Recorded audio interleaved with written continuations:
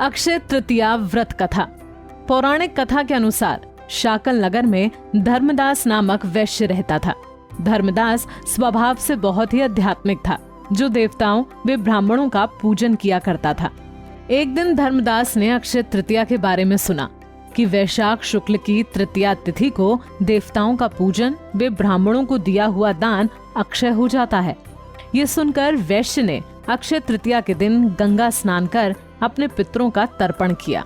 स्नान के बाद घर जाकर देवी देवताओं का विधि विधान से पूजन किया। ब्राह्मणों को अन्न, सत्तू, दही, चना, गेहूं, गुड़, ईख, सांड आदि का श्रद्धा भाव से दान किया। धर्मदास की पत्नी उसे बार बार मना करती, लेकिन धर्मदास अक्षय तृतीया को दान जरूर करता था।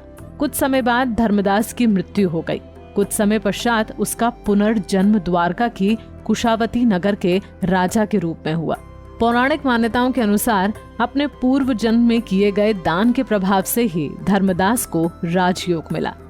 जानकारी के लिए बता दें कि अक्षय तृतीया 14 मई को है। तो जैसा कि कथा में बताया गया कि अक्षय तृतीया आपकी किस्मत बदल सकने वाली तिथि है, चलिए अब आचार्य इंद्रदेव वशिष्ठ जी से लेते हैं और भी खास जानकारी।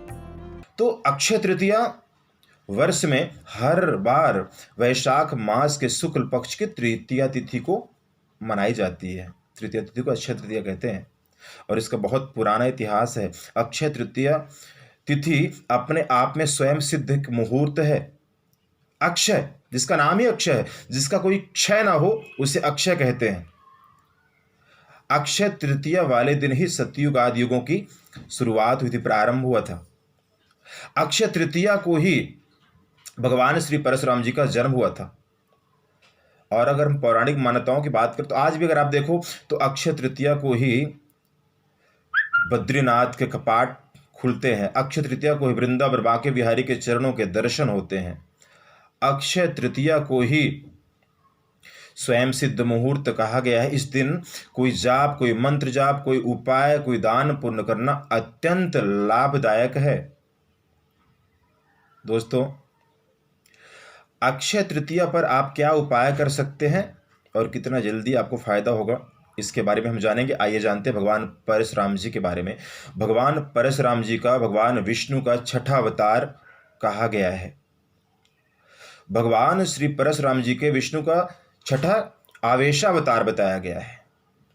और भगवान परशुराम जी तो चिरंजीव है, आज भी हैं। हम लोग पढ़ते हैं ना, अश्वस्थामा बलिर्व्यासो हनुमानश्च विभीषणः कृपा परशुरामश्च सप्तैतान चिरंजीविना। ये अमर है, चिरंजीव है। भगवान परशुराम जी का जन्म महर्षि जमदग्नि के यहाँ हुआ। महर्षि जमदग्नि उनके पिता थे और देवी रेणुका उनकी माता थी। भगवान परशुराम जी का बचपन का नाम राम ही है। जब उनके पिताजी ने उन्हें आज्ञा दी हिमालय पर जाकर भगवान शिव की तपस्या करने के लिए, भगवान शिव से उन्हें परशु प्रदान हुआ, तब से उनका नाम परशुराम हुआ। भगवान परशुराम जी को यज्ञ बहुत प्रिय था। ऐसा माना जाता है कि जब 6 ग्रह उच्च के थे, बहुत अच्छी स्थिति में थे, तब भगवान परशुराम जी का जन्म हुआ। इसलिए बहुत कर्मनिष्ठ, बहुत न्यायप्रिय, बहुत पराक्रमी हैं। भगवान परशुराम जी के बारे में ज़्यादा प्रचलित कथाएं आप सब श्री रामचरितमानस जानते हैं। हालांकि त्रेता, द्वापर, हर जगह भगवान परशुराम जी का जिक्र है, आज भी है। द्वापर में भगवान कृष्ण के जन्म के समय, और त्रेता में तो आप सब जानते हैं भगवान राम जी के जन्म के बाद जब राजा दशरथ ने धनुष यज्ञ रखा, भगवान शिव का जब पिनाक धनुष भगवान श्री राम के ने तोड़ा, तो भगवान परशुराम जी जाकर वहां पर क्रोधित हुए और भगवान राम की परीक्षा ली, भगवान राम को जाना। तो भगवान परशुराम जी के बारे में बहुत सारी कथाएं हैं। जितनी भी कथाएं करो आप उतने ही कम है। बहुत सारी मान्यताएं, बहुत कथाएं हैं। बहुत पराक्रमी रहे भगवान परशुराम जी और पितृभक्त थे। ऐसी मान्यता है कि माता पिता दोनों का ऋण केवल भगवान परशुराम जी चुकता कर चुके हैं, अन्यथा मां का ऋण कोई नहीं चुका सकता। इसलिए भगवान श्री परशुराम जी बार बार ये सारी पृथ्वी ब्राह्मणों को दान करने के बाद खुद समुद्र को पीछे करके महेंद्रगिरी पर्वत पर जाकर तपस्या में लीन रहे। मान्यताओं के अनुसार आज भी भगवान परशुराम अमर है और वहीं तपस्यागत है। भगवान परशुराम गुरु भक्त, माता पिता भक्त और न्यायप्रिय भगवान थे।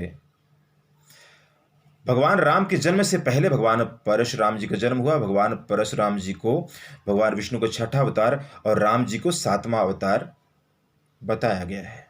इसी तरह की और भी जानकारी लेने के लिए हमारे चैनल को सब्सक्राइब करें और नई वीडियो की नोटिफिकेशन के लिए बेल आइकॉन दबाएं। अगर आप ये वीडियो फेसबुक पर देख रहे हैं तो वीडियो को लाइक और शेयर करें। साथ ही अपनी राय कमेंट बॉक्स में जरूर बताएं। धन्यवाद।